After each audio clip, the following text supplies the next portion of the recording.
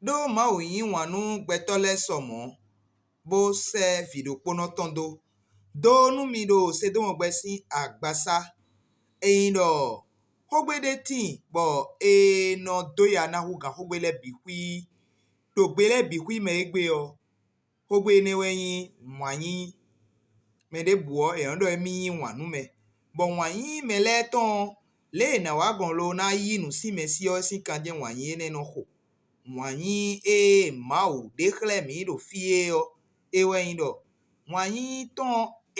supo somo bonte blo ese video pono tondo nu veni ugan le bihui do gbe o me veni ugan me le bihui do gbe o me o ese me mon koton do mavo si wanyi ni vumbla do poropo mi ton le bon mi tu wanyi da gbe o jansi me mata ton kan foton ko pa pa ko nu koton eiso